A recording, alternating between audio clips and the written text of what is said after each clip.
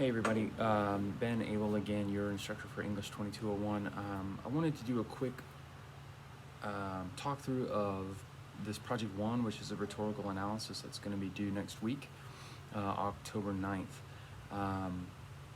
Sometimes it's easier, for some of us, we need audio visual or to have things spoken through, so I wanted to give you a couple of different ways to present this information.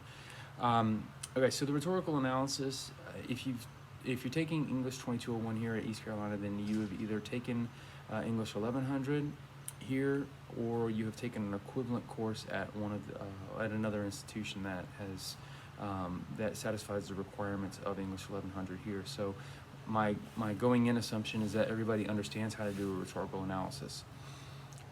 If you don't know how to do a rhetorical analysis, I am not here to teach you how to do that. That was what you were supposed to do before. I'm gonna give you a quick overview of it in another video lesson here soon, but I'm not going to give you the complete how to do.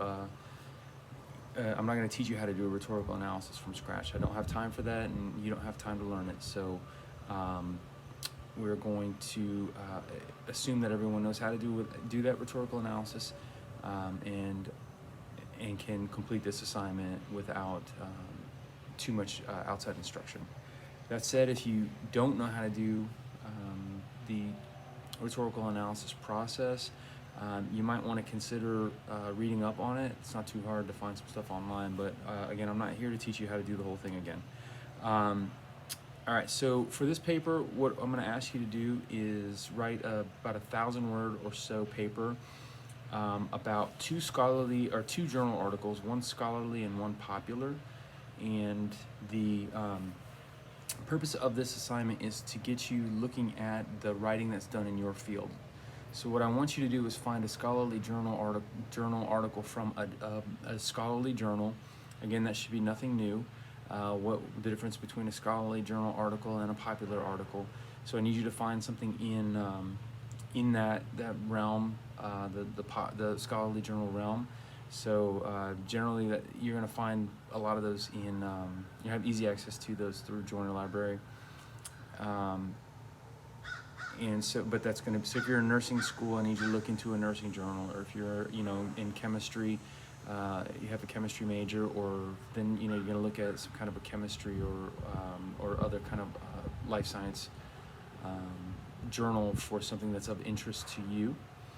And there are literally journals for every single thing that you can imagine. So I'm going to have a hard time if anybody says that they can't find something to write about, or they can't find a journal about from their career field. I can find one in about 3 seconds. So it shouldn't be pretty hard. It shouldn't be too hard.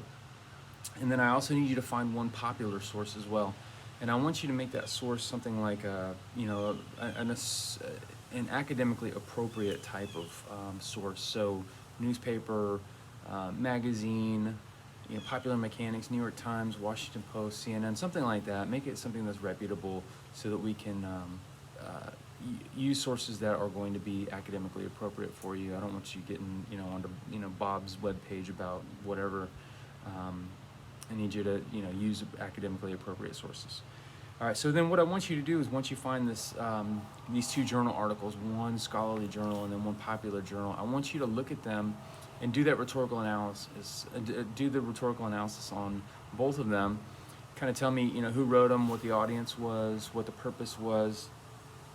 Tell me a little bit about them, about the article, the way that they're written, the way that it's presented, the information, if it's all text, or if it's going to be accompanied with visual materials as well. And then do a compare and contrast and tell me, are they looking, trying to achieve the same goals? Are they looking at the same audiences, or are the audiences going to be different based on the nature of the format of the publications? So go through that process to compare and contrast, and look at and tell me, the differences or the similarities between the scholarly journal and that popular article. All right, so where do you find these journal articles? Probably the easiest place to go look for them would be Joiner Library. So just go to ECU. You have access to literally millions of dollars worth of scholarly journals through ECU's website, so or through the Joiner University website. And you don't have to go on campus, of course, to do that. So It's at your fingertips if you have a computer. If you're watching this, you're watching it on something that can get to Joiner Library. So no big deal there. If you can't find anything that kind of piques your fancy, something that you want to write about, then through Joiner Library, you can also try Google Scholar, which is another online resource to find scholarly journals. There's some tips and tricks about that as well. If you're having trouble with trying to find the actual articles through Google Scholar, shoot me an email or send me a message or something through Microsoft Teams, and I can help you with that. So that's for your scholarly article. Popular, and then go find your popular source. So some of these might be industry-specific websites that have fairly lengthy and interesting subject matter on their websites. So if you're talking about the nursing journals have oftentimes have publicly accessible information and articles as well. All kinds of medical stuff they often do. You can find basically anything. What I would suggest for you when you're looking for these articles is to look for something that is of interest to you. So ask yourself, hey, why did I get into this career field that I'm studying for? What is interesting to me? And then you can kind of focus your energies and your writing on that. Might be something that'll be helpful, because then you can kind of have something to rally your ideas around, and try to find articles that are going to be appropriate for that subject that you want to choose. So just pick a topic within your career field and see if you can find both scholarly and popular journals for that. All right, so for specifics, all right, so on this, with all of our articles that all of our papers that I'm gonna have you write, I'm gonna need we're gonna do a peer editing session. That's gonna be an online through Canvas. And so what I'm gonna ask you to do is we're gonna start writing this paper on Monday. Of course you can start looking for it now and start working on it now. But by Wednesday, October 7th, what I want you to do is by the end of that day, by 11:59 p.m., I need you to upload a draft of this paper into Canvas. And when you go into Canvas on the Module 1 section, it should be fairly evident. I've got a couple of different things loaded into that Project 1 module already. But by Wednesday night, I need you to upload a draft of this. Hopefully it's about, at least half done. With proper in-text citations, proper MLA or APA formatting, depending on what your career field or what you're comfortable with at this point. We'll talk more about career field specific standards later. But format however you feel comfortable formatting this paper, and I assume that means in-text citations, and that means your bibliography, whether that's going to be your works cited list or the references list for APA formatted papers. So we want all of that done, as much as you can have it done by midnight, basically on Wednesday night, October 7th. You should automatically be assigned a peer's paper to edit, and I'm going to put up some instructions before Wednesday on how to use the editing tools and these commenting resources that they have through Canvas to be able to provide feedback to your partner for this peer editing session. So by Wednesday night, upload your paper. By Thursday night at midnight, you should have comments back to whoever you were assigned to review that other person's paper. And then on Friday night, October 9th, by 11:59, I need you to have this first paper uploaded. And so what this is going to allow you to do is have your paper written and get some feedback from a peer, and then incorporate any of that feedback that you think that is appropriate, and then have that paper turned in by Friday. This is very quick. I know it's very quick. I feel bad for you guys knowing how quick this is, but understand that this is the way it is, and I've got to grade all these papers in about a week too. So I commiserate with you. This is a quick process. I think that's why they've only allowing you guys to take 2 classes or so. So it'll be quick, but it'll be okay. And then we'll jump into project 2. But this will all build on each other, and it should be a little easier as we go forward.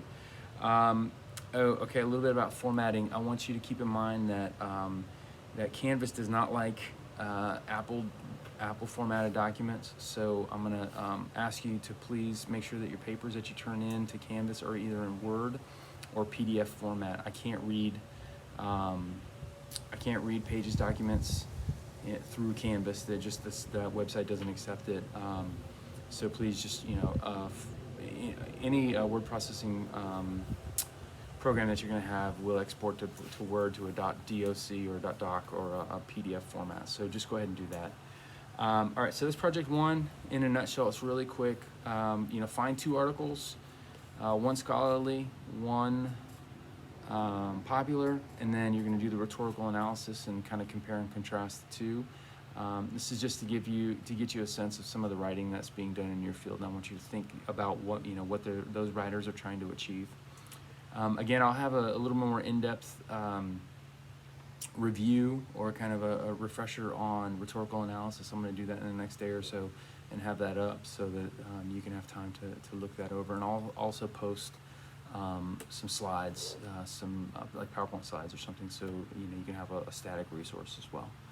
All right, y'all have a good weekend. I'm gonna try to get this up here today on Friday. Y'all have a good weekend. Get outside. It's supposed to be a beautiful weekend. All right, talk to you later. Bye.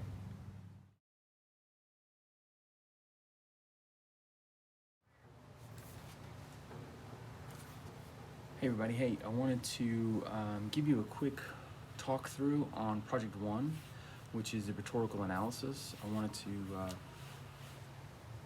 speak through it rather than just give you a written instructions on that, because I think sometimes it's better to have, especially for those of us who are audiovisual learners, it's better to have somebody kind of explain what we're trying to have accomplished with this project that we're going to do. So I'm going to do that real quick. All right, so Project 1 is a rhetorical analysis, and so if you're in this class in English 2201 here at East Carolina, then you have either taken English 1100 at home,